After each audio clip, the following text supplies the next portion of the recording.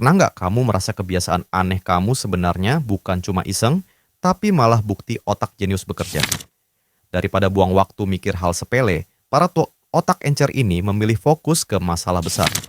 Yuk, kita intip 6 kebiasaan yang sebenarnya tanda kecerdasan tinggi. Bagian satu, mengeliminasi keputusan kecil. Bayangin setiap pagi kamu nggak perlu mikir pakai baju apa atau makan apa. Steve Jobs dan Mark Zuckerberg terkenal pakai baju itu-itu saja. Itu bukan karena bosan, tapi untuk menghemat energi otak. Fenomena ini disebut decision fatigue. Setiap pilihan kecil menggerus stamina mental. Dengan menghapus rutinitas sepele, otak pintar punya ruang untuk menyelesaikan persoalan yang lebih berat. Tapi tunggu, masih ada cara lain otak cerdik menjaga daya fokus. Bagian 2, butuh waktu sendiri setelah bersosialisasi. Keluar dari pesta, bukannya cari after party, kamu malah langsung kabur ke kamar gelap. Bukan karena sombong, melainkan otakmu perlu reboot. Riset menunjukkan orang ber-IQ tinggi sering jadi introvert. Mereka memproses pembicaraan mendalam dan butuh waktu sendiri untuk mencerna semuanya. Jadi, jika kamu suka headphone noise cancelling setelah ngobrol panjang, itu tandanya otakmu lagi isi ulang baterai kreatif. Dan saat baterai penuh, energi itu sering meledak di momen mendesak. Bagian 3, prokrastinasi produktif di bawah tekanan. 2 minggu deadline, kamu santai saja, tapi begitu H1 langsung garap non-stop sampai ide brilian bermunculan. Leonardo da Vinci butuh 16 tahun untuk menyelesaikan Mona Lisa, dan Douglas Adams malah bilang, "Saya cinta suara whooshing yang mereka buat ketika mereka terbang melewati." Otak cerdas justru butuh tekanan untuk menutup gangguan dan memasuki hyperfocus. Jadi, kalau kamu meledak kerja di menit terakhir, itu bukan malas, itu sedang cooking with jet fuel.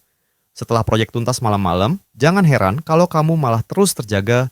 Bagian 4, kebiasaan begadang, night owl. Kamu badan capek, tapi pikiran masih melayang di dunia ide. Jam 2 pagi malah paling produktif.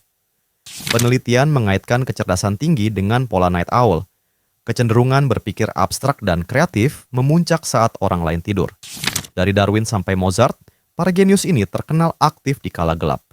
Kalau kamu justru menyusun rencana hidup sambil dunia terlelap, itu tanda otakmu siap berinovasi di waktu jarang dipakai orang. Dan bicara soal rasa ingin tahu, bagian 5, rasa ingin tahu tanpa henti. Setiap mendengar, karena begitu, kamu langsung tanya, tapi kenapa?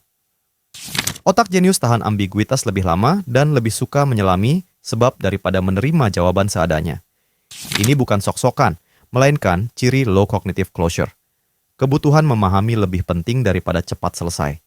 Jadi, kalau kamu sering menolak ikut arus dan malah mengeksplorasi lebih jauh, nikmati saja sifat ingin tahu yang bikinmu terus berkembang. Dan bahkan benda mati bisa jadi teman bicara. Bagian 6, keterikatan emosional pada benda mati.